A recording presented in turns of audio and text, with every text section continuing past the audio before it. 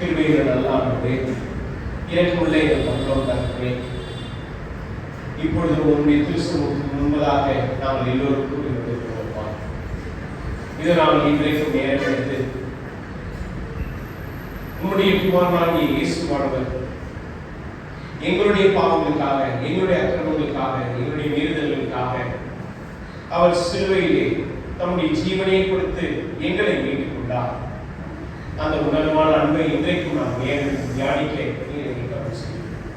கர்த்தாவே, எங்களுடைய நோக்கம், எங்களுடைய கவனம், எங்களுடைய சிந்தனை எல்லாம் ஆண்டவராகிய இயேசுவினுடைய அன்பை குறித்தும், குறிப்பாக அவர் எங்களுக்கு கொடுத்த வெளியேறப்பட்ட அந்த ரட்சிப்பை குறித்தும் இன்றைக்கு நாம் தியானிக்க இருக்கிறோம். கர்த்தாவே, ஒரு விசை எங்களுக்கு உதவி செய்யும். எங்களுடைய ஆத்மாவோடு நீர் உங்களுடைய வார்த்தை கொண்டு பேச வேண்டுமா நாம் கேட்கிறோம். கர்த்தாவே, நாம் ஒவ்வொருவரும் விசுவாசத்தில் பலவீனர்களும் தளர்ந்து போனவர்களும் அதே வேளையில் நாங்கள் கற்றுக்கொண்டு வளர வேண்டும் என்று அந்த வாஞ்சியோடு இருக்கிறோம். இன்றைக்கும் நீர் உங்களுடைய சத்திய வசனத்திலிருந்து எங்கள் ஆவிக்குரிய பாடங்கள், குறிப்பாக கிறிஸ்துவனுடைய அன்பை நாங்கள் மறுபடியும் ஒரு விசை தியானிக்கக்கூடியவர்களாக, அதை இன்றைக்கும் எங்களுடைய உள்ளத்திலே அந்த அன்பை சந்திக்கக்கூடியவர்களாக இருக்கக்கூடிய அவசியம். நீரே உங்களுடைய தெய்வீக வல்லமையினாலே நீங்கள் ஒவ்வொருடைய இருதயத்திலே கிரியை செய்கிறவர்களாக இயேசு கிறிஸ்துவின் ஜெபிக்கிறோம். காரணம்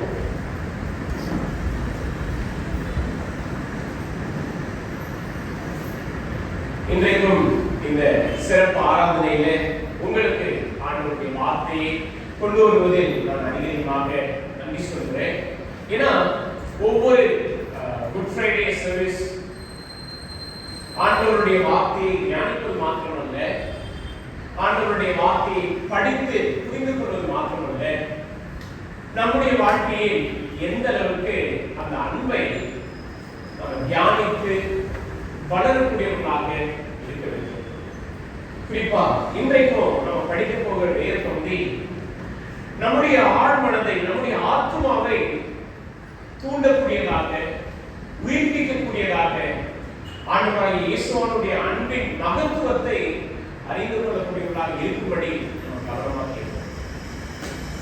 நம்ம எல்லா நேரத்திலையும் பலவிதமான எண்ணம் சிதறல் ஏற்படும், பலவிதமான காரியங்கள் நாம சிந்திப்போம். ஆனா இன்றைக்கும் தயவு செய்து நம்ம அடுத்த ஒரு 40 நிமிடம் 45 நிமிடம் நம்முடைய கவனத்தை, நம்முடைய சிந்தனையை கர்த்தருடைய வார்த்தையை வாசிப்பதில்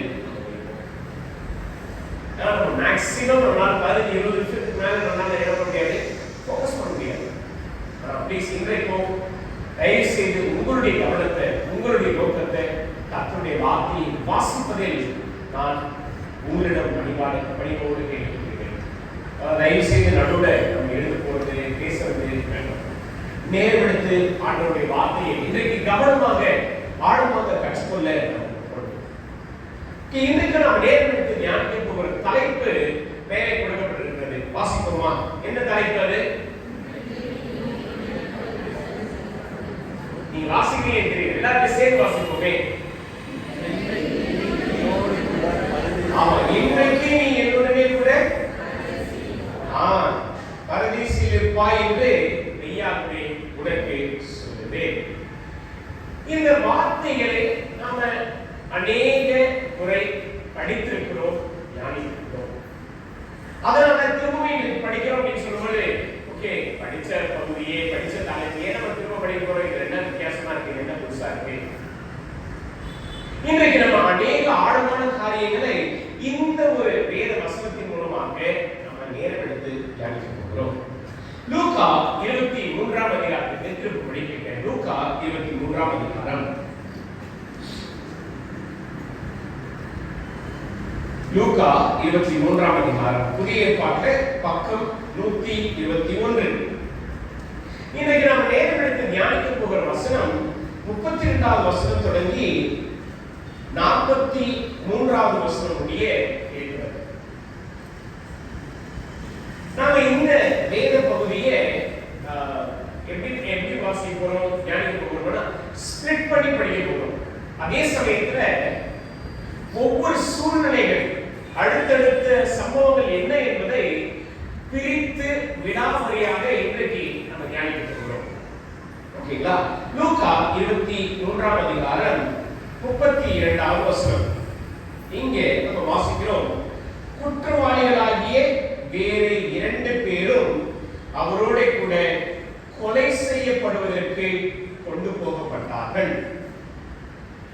இங்கே ஆண்டவராகிய இயேசுவானவரோடு கூட 2 நபர்கள், இவங்க யாரும் பாத்தீங்கன்னா குற்றவாளிகள் என்று சொல்லியிருக்கிறார்கள். ஓகே, இவருடைய பெயர் குறிப்பிடப்படல. ஆனா 2 பேர் குற்றவாளிகளாக, அதுவும் ரோம அரசாங்கத்தால் அவர்களுக்கு தண்டனை கொடுக்கும்படி கொண்டு போகப்படுகிறார்கள். எந்த இடத்துக்கு? 33ஆம் வசனம். கபாலஸ்தலம் என்று சொல்லப்பட்ட இடத்தில் அவர்கள் சேர்ந்த பொழுது அங்கே அவரையும் அவருடைய வலது பக்கத்தில் ஒரு குற்றவாளியையும் அவருடைய இடது பக்கத்தில் ஒரு குற்றவாளியையும் சிலுவைகளில் அறைந்தார்கள். இங்கே ஆண்டவராகிய இயேசுவானவரோடு கூட 2 குற்றவாளிகள், ஒருத்தனை வலது பக்கம், இன்னொருத்தனை இடது பக்கமாக சிலுவையில் அறைந்தார்கள். அதை நாம் இங்கே வாசிக்கிறோம். இங்கே இந்த ஒரு சம்பவம் நடந்த பிற்பாடு என்ன நிகழ்வுகள் நடந்தது என்பதை நாம் சற்று கவனித்து பார்க்க வேண்டியது அவசியம். இந்த 4 சுவிசேஷ புத்தகங்களிலும் ஆண்டவராகிய இயேசுவானவருடைய சிலுவை மரணத்தை ரொம்ப தெளிவாக விளக்கமாக பதிவிட்டிருக்கிறார்கள். மத்தேயு, மார்க்கு, லூக்கா, யோவான், இந்த 4 சுவிசேஷ புத்தகங்களிலும் இந்த சுவிசேஷங்களை எழுதினவர்கள் ஒவ்வொருத்தரும் ஆழமான விரிவான கண்ணோட்டத்தோடு ஒரு சில சிறப்பு அம்சங்களை அவங்க என்ன பண்றாங்கன்னா பதிவிட்டிருக்கிறார்கள். இன்றைக்கு நம்ம லூக்கா 23ஆம் அதிகாரத்தை படிக்கும் பொழுது இங்கே வாசிக்கிறோம், அவர்களை சிலுவையில் அறைந்தார்கள் என்று படிக்கிறோம். அதற்கு பிற்பாடு வாசிக்கிறோம் 34ஆம் வசனம். அப்பொழுது இயேசு, பிதாவே, இவர்களுக்கு மன்னியும், தாங்கள் செய்கிறது என்னதென்று அறியாதிருக்கிறார்களே என்றார். இந்த ஒரு வார்த்தையை சொல்வதற்கு முன்பதாக ஒரு சில சம்பவங்கள் நடந்தது. ஒரு சில காரியங்களை ஆண்டவராகிய இயேசுவானவர் கேட்டார், ஏற்றுக்கொண்டார், பொறுமையாக இருந்தார், அதே போல சகித்தார். அதெல்லாம் என்ன? ஏன்னா 34ஆம் வசனத்தை படிக்கும் பொழுது நம்ம இங்க பார்க்கிறோம், பிதாவே இவர்களுக்கு மன்னியும், அதாவது மற்றவர்களை மன்னிக்கும்படியாக ஒரு ஜெபத்தை அவர் ஏறெடுக்கிறார். இதை செய்வதற்கான காரணம் என்ன? நோக்கம் என்ன? இங்கே ஆண்டவராகிய இயேசுவானவரை சிலுவையில் அறைந்ததனால இவங்களை மன்னிங்கன்னு சொல்றாரா? இது எதற்காக இந்த ஒரு ஜெபத்தை ஏறெடுக்கிறார்? இங்கே ஆண்டவராகிய இயேசுவானவரை சிலுவையில் அறைந்தார்கள் என்று சொல்லும்போது இதுல யார் யாரெல்லாம் ஈடுபட்டிருந்தாங்க? ஓகே, இதை நாம கவனமா படிப்போம்.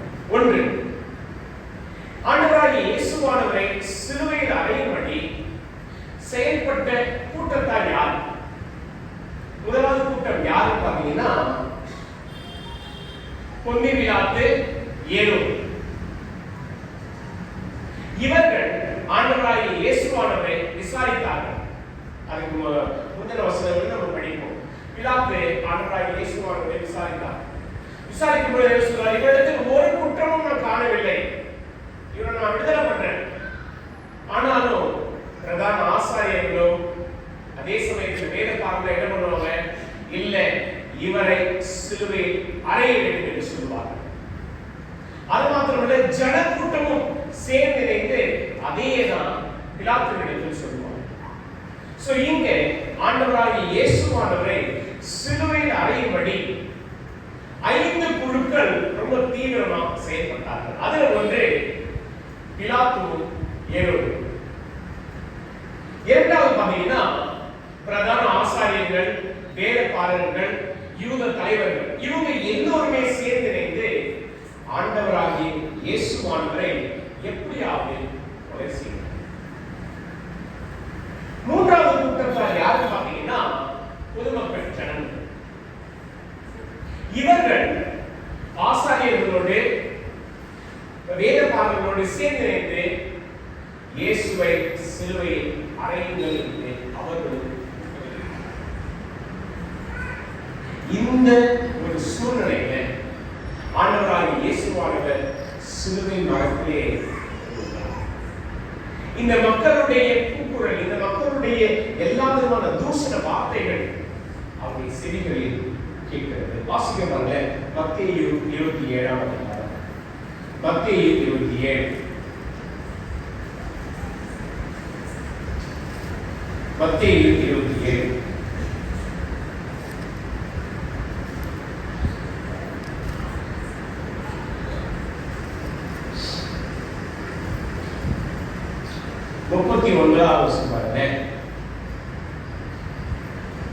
இயேசுவை சிலுவையில் அறைந்தார்கள்.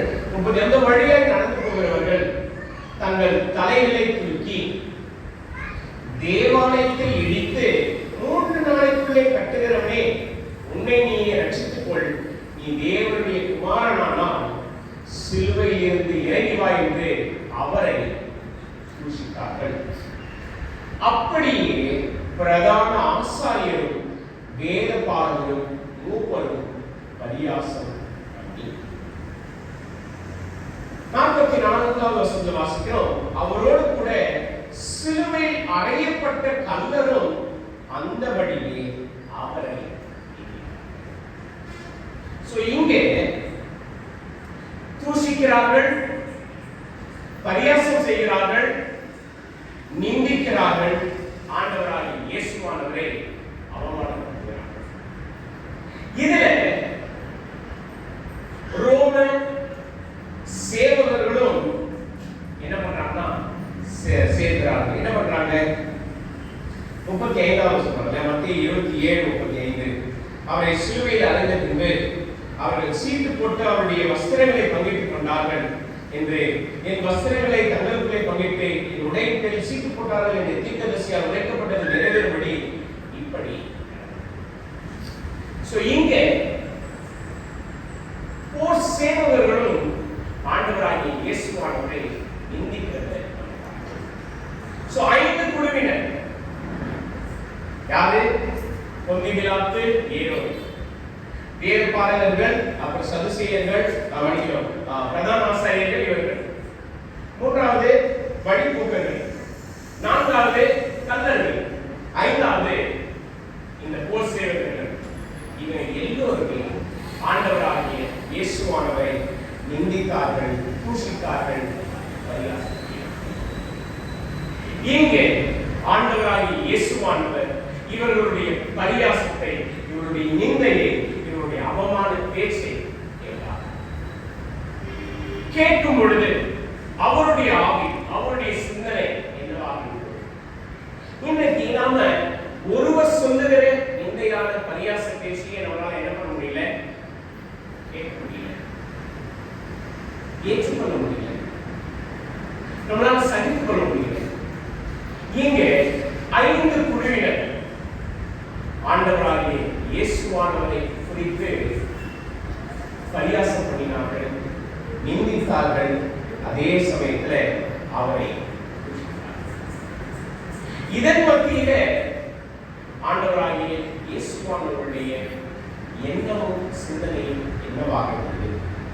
நம்ம வாசிக்கிறோம் லூக்கா 23ஆம் அதிகாரம். லூக்கா 23. இதை எல்லாவற்றையும் பார்க்கும் பொழுது ஆண்டவராகிய இயேசுவானவர் என்ன செய்கிறார்? 34வது வசனம். அப்பொழுது இயேசு, பிதாவே, இவர்களுக்கு மன்னியும், தாங்கள் செய்கிறது இன்னதென்று அறியாதிருக்கிறார்களே என்றார். இங்கே ஆண்டவராகிய இயேசுவானவர் இந்த 5 குழுவினருக்காக, இந்த 5 கூட்ட மக்களுக்காக அவர் ஏறெடுத்த ஜெபத்தை நமக்கு பார்க்கிறோம். இவர் ஏன் இதை செய்ய வேண்டும்? மத்தேயு 6ஆம் அதிகாரம் அதில் நம்ம குறிப்பாக ஆண்டவராகிய இயேசுவானவர் கற்றுக் கொடுத்த அந்த ஜெபத்தின் விதத்தை நம்ம பார்க்கிறோம். 12ஆம் வசனத்தை வாசிக்கிறோம். மத்தேயு 6:12. எங்கள் கடனாளிகளுக்கு நாங்கள் மன்னிக்கிறது போல எங்கள் கடன்களை எங்களுக்கு. இங்கே ஆண்டவராகிய இயேசுவானவர் ஜெபத்தில் மன்னிக்கிறதை குறித்து நாம எப்படி மற்றவர்களை மன்னிக்க வேண்டும் என்பதை அவர் இங்கே ஜெபத்தின் மூலமாக கற்றுக் கொடுத்தார். இங்கே சிலுவை மரத்துல தன்னுடைய ரொம்ப இக்கட்டான சூழ்நிலையில ஆண்டவராகிய இயேசுவானவர் இன்றைக்கும் இந்த மக்களுக்காக, இந்த குழுவினருக்காக ஏற்ற ஜெபத்தை நம்ம பார்க்கிறோம். வாசிக்கிறோம். பிதாவே, இவர்களுக்கு தாங்கள் செய்கிறது இன்னதென்று அறியாதிருக்கிறார்கள். இந்த ஒரு ஜெபத்தை, இந்த ஒரு வார்த்தையை சுற்றி இருக்கிற எல்லோருமே சுற்றி இருக்கிற எல்லோருமே கவனிக்கிறார்கள். இதுல என்ன நடக்குது பாருங்க. 23ஆம் அதிகாரத்துல எல்லாம் என்ன சொல்றாங்க? ஜனங்கள் நின்று பார்த்து கொண்டிருந்தார்கள். அவர்களுடைய கூட அதிகாரிகளும் அவரை இகழ்ந்து, இவன் மற்றவர்களை ரட்சித்தான், இவன் தேவனால் தெரிந்து கொள்ளப்பட்ட கிறிஸ்துவானால் தன்னை தானே ரட்சித்துக் கொள்ளட்டும் என்றார்கள். போர் சேவகரும் அவரிடத்தில் சேர்ந்து அவருக்கு காடியை கொடுத்து, நீ யூதரின் ராஜாவானால் உன்னை ரட்சித்துக் கொள் என்று அவரை பரியாசம் பண்ணினார்கள். இங்கே திரும்ப திரும்ப திரும்ப எல்லோருமே ஆண்டவராகிய இயேசுவானவரை பரியாசம் பண்ணினார்கள். 39ஆம் வசனம். அன்றையும் சிலுவை அறையப்பட்டிருந்த குற்றவாளிகளில் ஒருவன், நீ கிறிஸ்துவானால் உன்னையும் எங்களையும் ரட்சித்துக் கொள் என்று அவரை. நாம் மத்தேயு சுவிசேஷ புத்தகத்தில் படிக்கும்போது 2 கல்லர்களும் இயேசுவை நிந்தித்தார்கள் என்று நாம் பார்த்தோம். இந்த மக்கள் என்ன சொன்னாங்க? இந்த தலைவர்கள் என்ன சொன்னாங்க? அதையே இவங்களும் கேட்டு சொன்னாங்க. ஆனா இங்கே லூக்கா சுவிசேஷ புத்தகத்தில் படிக்கும் பொழுது ஆண்டவராகிய இயேசுவானவர் இந்த ஜெபத்தை ஏறெடுத்த பிற்பாடும் இந்த 2 குற்றவாளிகள் ஒருவன் இயேசுவினிடத்தில் இந்த வார்த்தையை சொல்கிறார், நீ கிறிஸ்துவானால் உன்னையும் எங்களையும் ரட்சித்துக் கொள் என்று அவரை. முன்னாடி 2 குற்றவாளிகளும் ஆண்டவராகிய இயேசுவானவரை நிந்தித்தார்கள், இகழ்ந்தார்கள். ஆனா இப்போ ஆண்டவராகிய இயேசுவானவர் ஏறெடுத்த ஜெபத்துக்கு பிற்பாடு ஒரே ஒரு குற்றவாளி தான் ஆண்டவராகிய இயேசுவானவரை இகழ்ந்தார்கள். அப்ப அந்த மற்றொரு குற்றவாளி என்ன செய்தான்? அவன் இங்க என்ன சொல்கிறான்? வாசிக்கிறவர்கள 40வது வசனம். மற்றவன் அவனை நோக்கி, நீ இந்த ஆக்கினைக்குட்பட்டவனாய் இருந்தும் தேவனுக்கு பயப்படுகிறது இல்லையா? நாமோ நியாயப்படி தண்டிக்கப்படுகிறோம். நாம் நடப்பித்தவைகளுக்கு தக்க பலனை அடைகிறோம். இவரோ தகாத ஒன்றையும் நடப்பிக்கவில்லையே என்று அவனை கடிந்து கொண்டார். ஆரம்பத்தில் 2 நபர்களும் சேர்ந்து இயேசுவை தூஷித்தார்கள். ஆனா இங்கே அதுக்கு அடுத்தது இந்த 2 பேர்ல ஒருத்தர் ஆண்டவராகிய இயேசுவானவருக்கு சப்போர்ட் பண்ணி சொன்னார். சரி, நம்ம இன்றைக்கு இந்த 2 நபர்களை குறித்து தான் சற்று ஆழமாக படிக்கிறோம். இந்த 2 குற்றவாளிகள்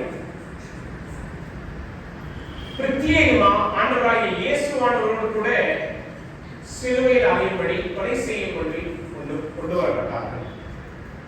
இந்த 2 குற்றவாளிகளை குறித்து நம்ம கவனமாக படிப்போம் என்றால், இவர்கள் என்ன தவறு செய்தார்கள் நமக்கு தெரியாது.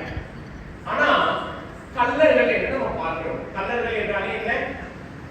திருட்டிலே ஈடுபடுகிறவர்கள். இவங்க திருடுறதுனால மட்டும் இவங்க கொலை செய்யப்படல. மாறாக இவர்களுடைய குணாதிசயம் மிகவும் மோசமானது. இவர்களை குறித்து சொல்லப்படுகிற வார்த்தை குற்றவாளிகள். இந்த வார்த்தையுடைய உட்பொருள் என்ன அப்படின்னா, அவர்கள் பெற்றிருந்த குணாதிசயம் முற்றிலும் அழிவுள்ளது. அதாவது நம்ம இந்த அழுகிற தக்காளின்னு சொல்லுவோம் பார்த்தீங்களா, அதாவது சாதாரண அழுகிற தக்காளி கிடையாது. தக்காளி அழுகி போய் அதுல அந்த வெள்ளை வெள்ளையான பூச்சிகள்லாம் வந்து ஒரு விதமான பூச்சிகள் அதுல குடியேறி ஒரு நாட்டம் வரும் பார்த்தீங்களா, அப்படிப்பட்ட குணாதிசயங்களை நன்மைகளை கொண்டவர்களாக இவருடைய வேலைப்பாடுகள் மிகவும் மோசமானது. நல்லது செய்யக்கூடிய எந்த ஒரு பண்பு இவங்களுக்கு கிடையாது.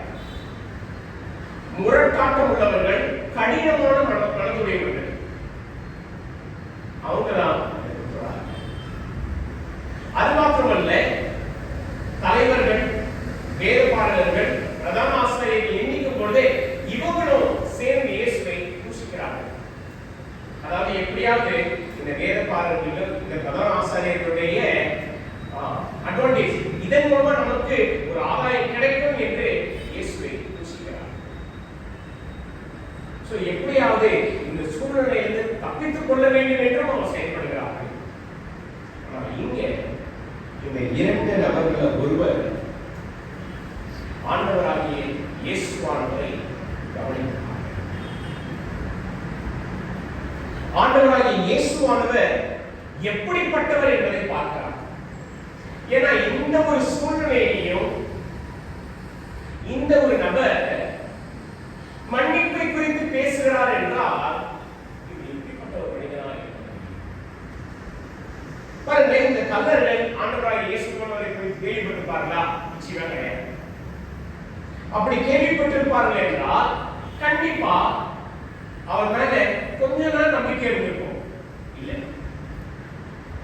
அவர் பற்றி சற்று தெளிவாக புரிந்து வைத்திருப்பார்கள் என்றால் இந்த பிரதான ஆசாரியர்களோட வேதபாரங்களோடு சேர்ந்து என்ன பண்ணிருக்க மாட்டாங்க, தூஷித்திருக்க மாட்டாங்க, பரியாசம் பண்ணிருக்க மாட்டாங்க. இந்த இரண்டு பேருக்குமே ஆண்டவராகிய இயேசுவானவர் யாருக்கு தெரியாது. ஆனா இந்த ஒரு சிலுவை மரத்துல ஆண்டவராகிய இயேசுவானவரை பார்க்கும் பொழுது அந்த இரண்டு பேரும் என்ன சொல்லுகிறான்? நீ 40வது நீ இந்த ஆக்கினைக்குட்பட்டவனாய் இருந்தும் தேவனுக்கு பயப்படுகிறதில்லையா? தேவனுக்கு பயப்படுகிற பயத்தை குறித்து அவர் பேசுகிறார். பாருங்களேன், ஒரு கள்ளன், ஒரு திருடன், ரொம்ப மோசமான ஒரு குற்றவாளி கர்த்தருக்கு பயந்திருப்பான் என்றால் அந்த ஒரு செயலை செய்வானா? நிச்சயமா செய்ய மாட்டான். முன்னாடி அந்த குற்றவாளியிடம் இல்ல அந்த கல்லனிடம் கர்த்தருக்கு பயப்படணும்ன்ற பயம் இல்லை. ஆனா இயேசுவானவரை பார்த்த உடனே அவர் அறிந்து கொண்ட முதல் காரியம் கர்த்தருக்கு பயப்படும். எப்படி? அநேக ஆண்டவராகிய இயேசுவானவரை தூஷித்தார்கள். இங்கே ஆண்டவராகிய இயேசுவானவர் அவர்களுக்காக ஜெபம் பண்ணினார். அவர்களை மன்னியும் என்று ஜெபித்தார்.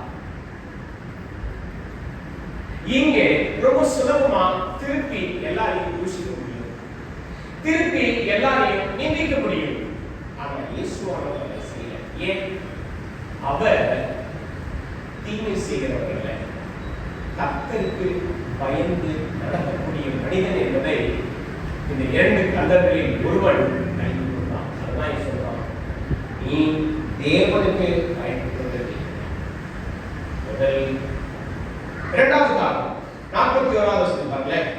நாமும் நியாயப்படி தண்டிக்கப்படுகிறோம், நாம் நடப்பித்தவைகளுக்கு தக்க பலனை அடைகிறோம், இவரோ தகாததொன்றையும் நடப்பிக்கவில்லை. என்ன சொல்றாரு?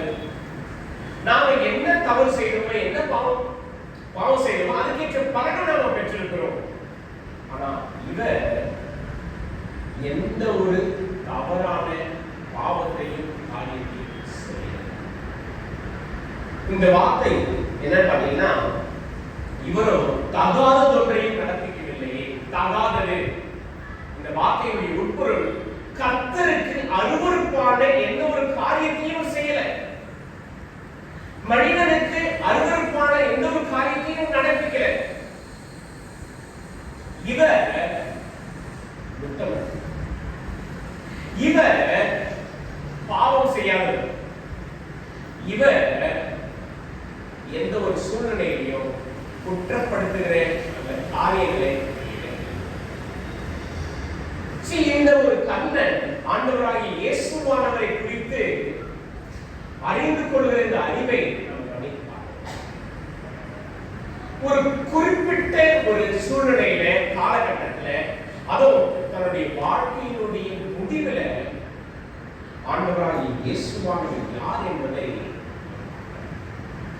எல்லாவற்றுக்கும் மேலாக 42வது வசனத்தை நம்ம பார்க்கிறோம். மிக முக்கியமான ஒரு வசனம்.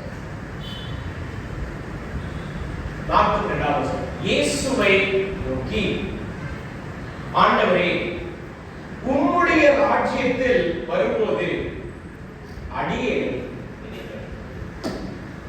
இங்கே இந்த கள்ளன் ஆண்டவராகிய இயேசுவானவர்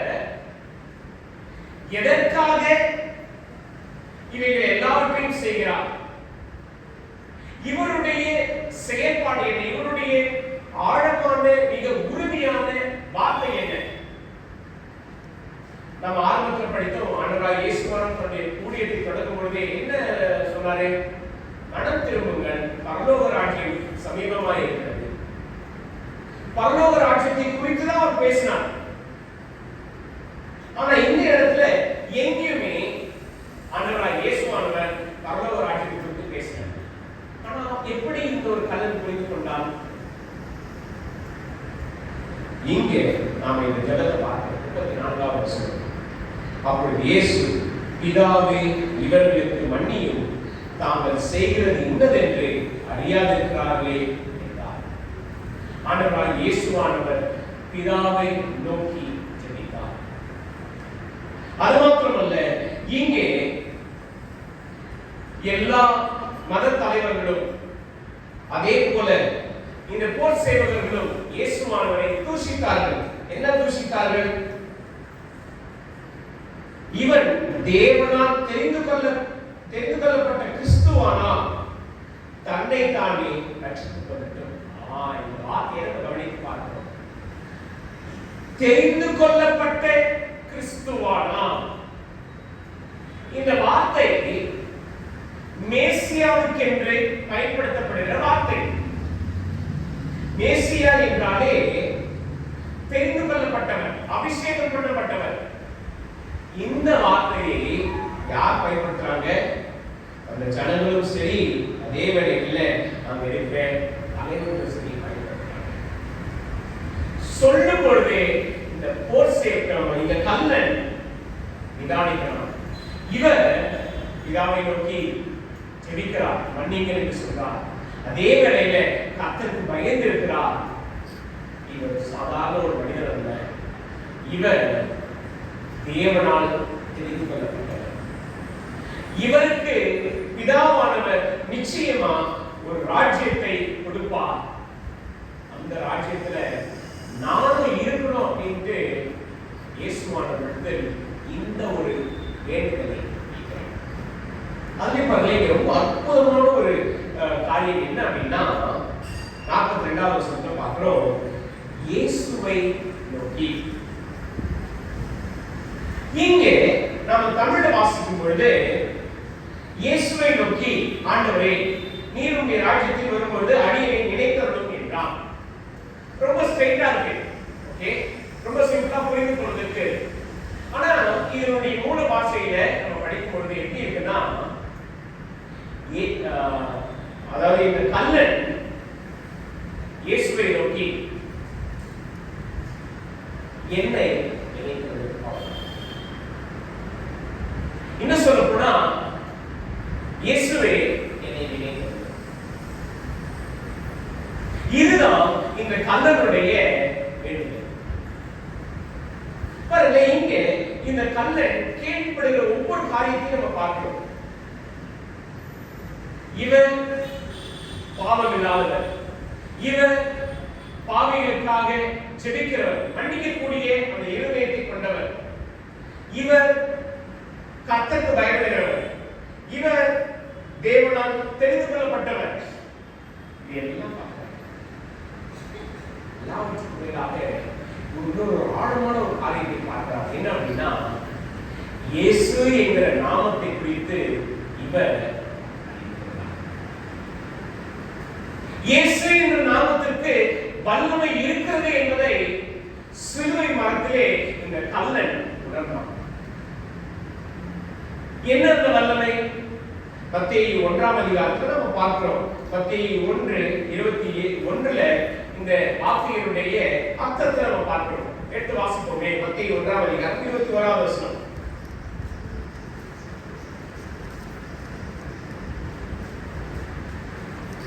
எடுத்துட்டீங்களா? மத்தேயு 1ஆம் அதிகாரம் 21ஆவது வசனம் என்ன போட்டிருக்கு? வாசிப்போமே. அவள் ஒரு குமாரனை பெறுவார், அவருக்கு இயேசு என்று பெயரிடுவாயாக, ஏனெனில் அவர் தமது ஜனங்களின் பாவங்களை நீக்கி அவர்களை ரட்சிப்பார் என்றார். இங்கே இந்த கல்லன் ஆண்டவராகிய இயேசுவானவரை, இயேசு என்ற இந்த நாமத்தை, அதனுடைய ஆழத்தை, அதனுடைய மகத்துவத்தை புரிந்து கொண்டார். இவர்தான் பாவங்களை மன்னித்து ஏற்றுக்கொள்ளக்கூடிய, பாவங்களை மன்னிப்பதற்கான எல்லாம் வல்லமை உடையவர் என்பதை இந்த கல்லன் அறிந்து கொண்டு இந்த வார்த்தையை சொல்றான்.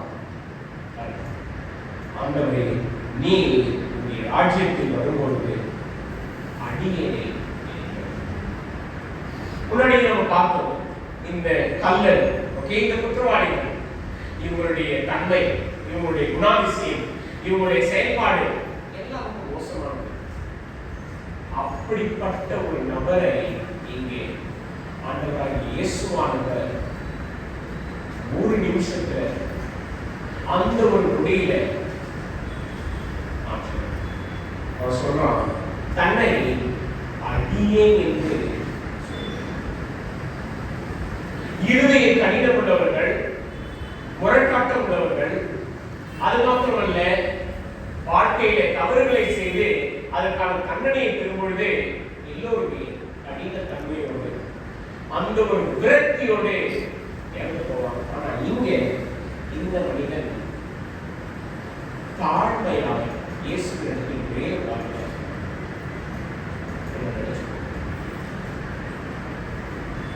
என்னை, அதாவது அடியை நினைக்கிறது. ஆண்டவராகிய இயேசுவானுடைய பதில் என்ன? 43வது வசனம் வாசிக்கிறோம். இயேசு அவனை நோக்கி, இன்றைக்கு நீ என்னுடனே கூட பரதீசில் இருப்பாய் என்று மெய்யாகவே உனக்கு சொல்கிறேன். அதாவது இன்றைக்கும் நான் எங்கே இருப்பேனோ அங்க நீயும் என் கூட. இங்க இந்த கல்லனுடைய சூழ்நிலையை பாருங்க. அவன் அதிகமாக நேரம் எடுத்து இயேசு யார் என்பதை கேள்வி கேட்கவே இல்லை. சுற்றி நடந்த ஒவ்வொரு சூழ்நிலையையும் ஆராய்ந்து பார்த்து இயேசு யார் என்பதை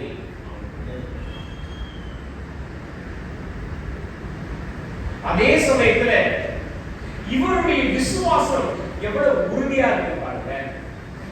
தடுமாறு. ஆண்டவரே, நீங்க உங்களுடைய ராஜ்யம் இருந்ததுன்னா, அதுல நீங்க ஆளுகை செய்வீங்கன்னா என்ன நினைச்சுக்கோங்க அப்படிலாம் சொல்ல. ரொம்ப உறுதியான ஒரு வார்த்தையை சொல்றாரு. என்னன்னா, உங்க ராஜ்யத்துல நீங்க நினைச்சுக்கோங்க, அவ்வளவுதான். இந்த கல்லன் ஆண்டவராகிய இயேசுவானவர் மீது உறுதியான விசுவாசத்தை, சற்றும் சந்தேகப்படல, சற்றும் பயப்படல. தான் மரிக்க போகிறான், இன்றோடு தன்னுடைய வாழ்க்கை முடிய போகிறது, பயப்படவே இல்லை. அவன் ஆண்டவராகிய இயேசுவானவர் மீது உறுதியான உண்மையான விசுவாசத்தை ஆண்டவர் அவனுடைய விசுவாசத்தை பார்த்து இந்த வார்த்தையை சொன்னார். இன்றைக்கும் நான் எங்க இருக்கிறேனோ நீ கேட்டுக்கொண்டபடியே உனக்கு நான் அதை செய்கிறேன்.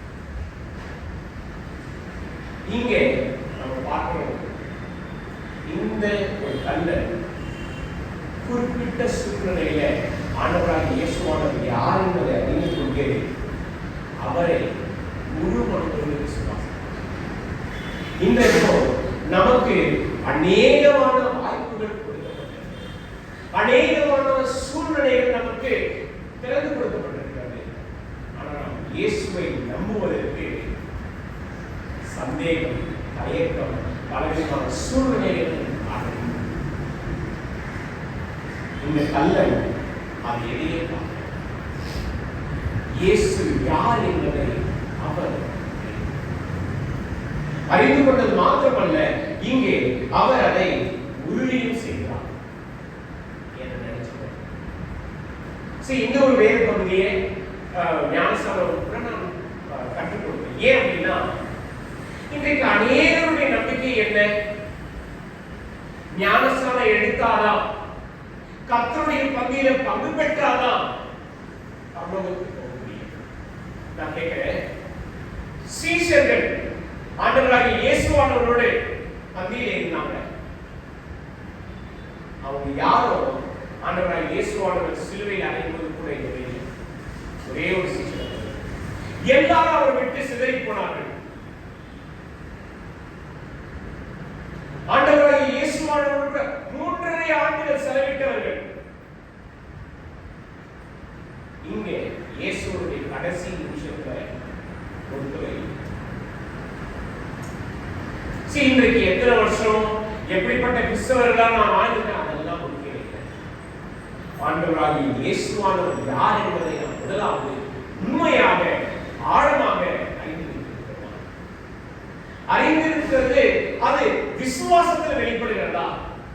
அந்த விசுவாசம் வெறும் இப்போ மாத்திரமல்ல, எதிர்காலத்துல ஆண்டவராகிய இயேசுவானவர் அவருடைய ராஜ்யத்தில் வரும்பொழுது நான் அதுக்கு சொந்தக்காரனாக அந்த ராஜ்யத்தில் பங்குள்ளவர்களாக இருப்பேன் என்பதை நாம் உறுதி கொள்ளலாம். இன்றைக்கு ப்ராப்ளமே ப்ளீஸ் தயவு செய்து நாம கவனித்து பார்க்க வேண்டிய ஒரு காரியம், ஆண்டவராகிய இயேசுவானவரை நாம் எந்த அளவுக்கு ஆழமாக அதுவும் இங்கே இந்த கல்லன் ரொம்ப அற்புதமான முறையில் ஆண்டவராகிய இயேசுவானவர் பாருங்க. இயேசுவானவர் இந்த ஒரு வார்த்தையை மட்டும்தான் கல்லன் கிட்ட பேசுறாங்க, வேற எதுவும் பேசல. பாருங்க, இன்னும் கேட்கல, நீ என்னை விசுவாசிக்கிறாயா? கேட்கல. நீ என்னை குறித்து கேள்விப்பட்டாயா? எதுவும் கேட்கல. அவர் செய்த ஜெபம், அவர் காண்பித்த அந்த ஒரு அமைதி, அவர் செயல்படுத்தின ஒரு அற்புதமான குணாதிசயம் இந்த கல்லனுடைய இருதயத்தை மரண தருவாயிலும் ஒரு மனிதன் மன்னிப்பிற்காக அதோ மற்றவர்களை மன்னிக்கும்படி ஒரு வேண்டுதல் செய்வாரா? யாரு செய்வாங்க? நிறைய பேர் என்ன பண்ணுவாங்க, நான் செத்தாலும் பரவாயில்ல, நீ என்ன ஆகணும், நீ செஞ்சதுக்கு உனக்கு கூலி கிடைக்கணும், நீ அதுக்கான தண்டனை அனுபவிக்கணும். ஆனா நீ இயேசுவானவர் இல்லை. மன்னிப்பை, அன்பை, இரக்கத்தை, கிருபையை காட்டியிருக்கிறார். அதை இந்த கல்லன் அறிந்துணர்ந்து தன்னுடைய உள்ளத்தால் தொடப்பட்டு ஆண்டவராகிய இயேசுவானவரை தன்னுடைய வாழ்க்கையில் என்னுடைய பாவங்களை நீக்கி எனக்கு ரட்சிப்பை கொடுக்கிறவர் இவர்தான் அப்படின்றத இன்றைக்கும் நாம இந்த இடத்துல திருச்சபை மக்களாக நாம் கூடியிருக்கிறோம். ஆண்டவராகிய இயேசுவானவரை நாம ஒவ்வொரு நாளும்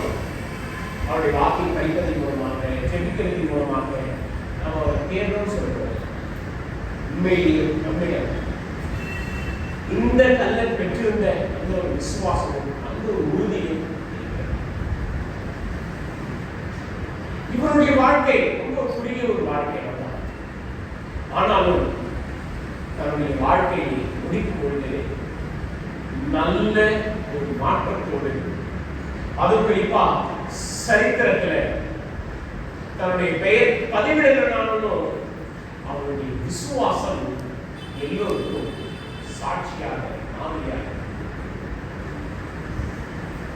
கல்லனா இருந்தவன் கர்த்தருடைய ராஜ்யத்துல இப்பொழுது ஆண்டவராகிய இயேசு கிறிஸ்துவினுடைய ரத்தத்தினால அவர் அருளின மன்னிப்பினால நல்லவனாக அவன் அந்த ராஜ்யத்தை. இன்னைக்கு நாம இந்த உலகத்துல நான் நல்லவன் சொல்லிட்டு உண்மையிலேயே தேவனுடைய ராஜ்யத்துல நம்ம எப்படிப்பட்டவர்களாக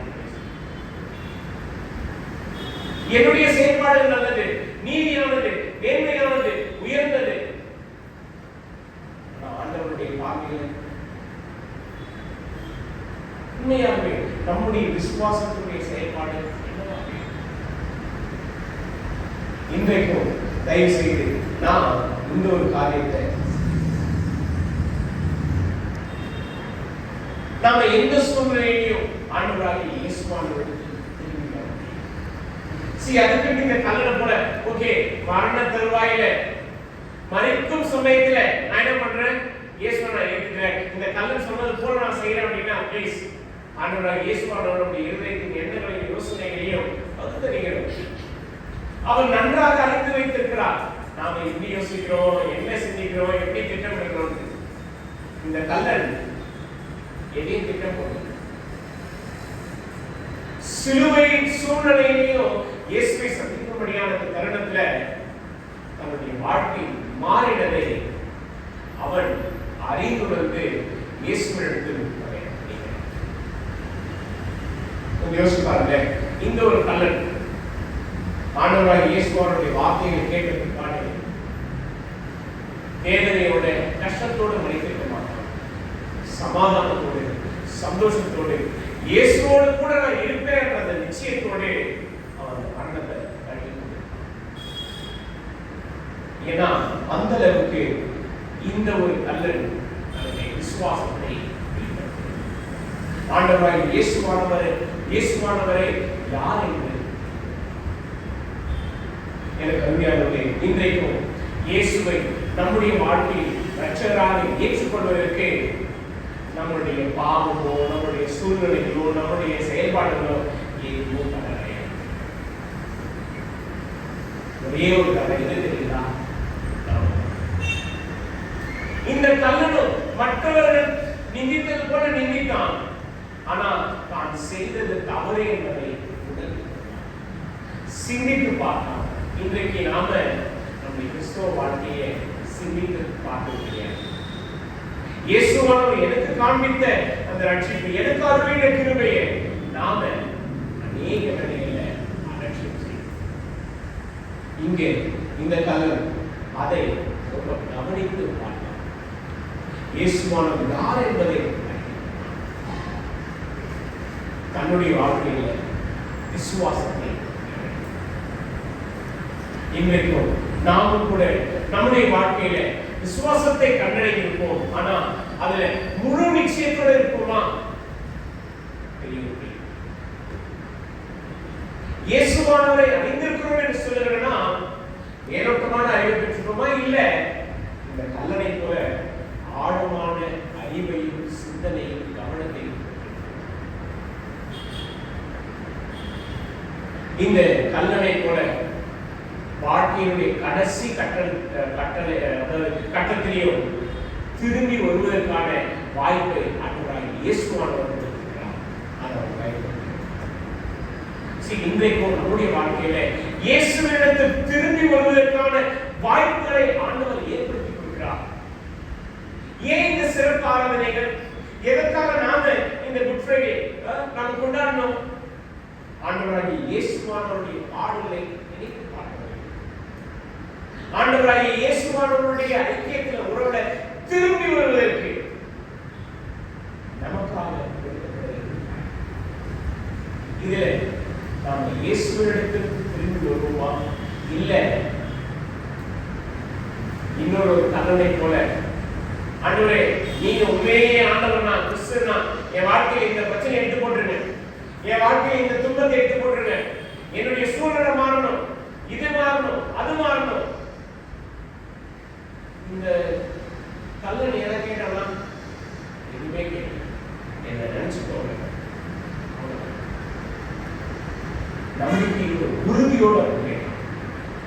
இன்றைக்கு கர்த்தருடைய சமூகத்தில் நாம் கர்த்தருடைய உறவை இணைக்கப்பட்டிருக்கிறோம் என்று சொல்கிற நாம் அனைவரும் ஆண்டவராகிய இயேசுவானவரை எப்படி கண்டிப்பார்? அநேகரால் தூஷிக்கப்பட்ட, நிந்திக்கப்பட்ட, உதாசீனப்படுத்தப்பட்ட மனிதராக பார்க்கிறோமா? அல்லது இவர் இறக்குள்ளவர், இவர் பாவிகளுக்காக மன்னிப்பை கேட்டு அவர்களை மன்னிப்பவர், அதே சமயத்தில் அன்பையும் எல்லா விதத்திலும் அரைமணத்தையும் கொடுத்து தன்னோடு கூட இன்னொரு கல்லணையும் அவர் சேர்த்துக் கொண்டார் என்பதை அவர் கவனிக்கும்போது அப்படிப்பட்ட மனதுடைய இந்த ஆண்டவரை நாம் இன்றைக்கு எப்படி கவனித்து அவரை நாம் சார்ந்து அவரை குறித்த அந்த நம்பிக்கை நம்முடைய வாழ்க்கையில் எவ்வளவாக இருக்கிறது? இன்றைக்கும் நம்முடைய சொந்த விசுவாசத்தை ஆராய்ந்து ஆண்டவராகிய இயேசுவானவர் காண்பித்த அந்த உன்னதமான அன்பு, சிலுவை மரத்துல அந்த கடைசி நிமிஷத்துல கூட அவர் ஒரு மனிதனுக்கு ரட்சிப்பை கொடுத்து அந்த ரட்சிப்பினுடைய அனுபவத்தை அவர் பெற்றுக்கொள்ளும்படி எனக்கு அருமையானவர்களே, இன்றைக்கும் நாம இயேசுவை நம்புகிறோம் என்று சொல்றோம். ஆனாலும் ஒரு சில நேரத்தில் அவருடைய உறவுகளை நாம வழித்தவறி போயிருப்போம், அவரை எண்ணாமல் போயிருப்போம், அவரை நாம் நம்முடைய வாழ்க்கையில ரொம்ப சீரியஸா நம்ம பார்த்துக்க மாட்டோம். ப்ளீஸ் இந்த இயேசுவானவரை இந்த கல் ஆண்டவராகிய இயேசுவை உலகத்தின் பாவத்தை மன்னித்து ரட்சிக்கக்கூடிய மனிதன் இவர்தான் என்பதை நம்முடைய பாவங்களை மன்னித்து நம்முடைய பாவங்களை எடுத்துக்கொண்டு நம்மை ரட்சிக்கிறவர்கள் இந்த ஒரு ஆண்டவரை, இந்த ஒரு ரட்சகரை நம்முடைய வாழ்க்கையில சொந்த தெய்வம் என்று பெற்றுக் கொள்வதில் நாம் உண்மையிலேயே பாக்கியம். நாம இதை குறித்து பெருமை பாராட்டோம்.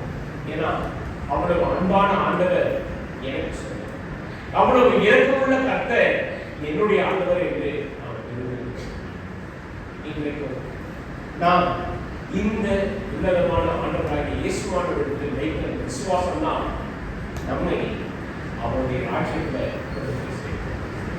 அதுதான் இங்கே ஆண்டவராகிய இயேசுவானவர் அந்த கல்லை இன்றைக்கும் இந்த கல்லை வெளிப்படுத்தின அதே விசுவாசத்தை நாம் வெளிப்படுத்துவோம் என்றால் ஆண்டவராகிய இயேசுவானவர் நமக்கும் உறுதியாக சொல்லுகிற வார்த்தை இன்றைக்கும் நீ என்னுடனே கூட பரதேசில் இருப்பாய் என்று மெய்யாகவே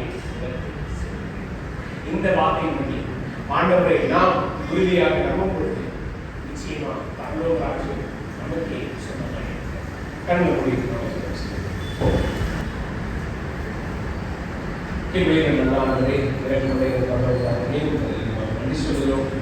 இன்றைக்கும் நேரம் வேத வார்த்தையை படிக்கின்றவர்களுக்கு உதவி நீ உன்னுடைய அனுபவத்தை உங்கள் மீது காண்பித்து நாங்கள் விசுவாசத்தில் வளர நிலைத்திருக்க பலப்பட சொல்லி தொடர்ந்து வழிநடத்தும். உன்னுடைய அன்பை நாங்கள் சிந்தித்து பார்த்து உணர்ந்து செயல்பட இயேசு கிறிஸ்துவோடு சொல்லுங்கள்.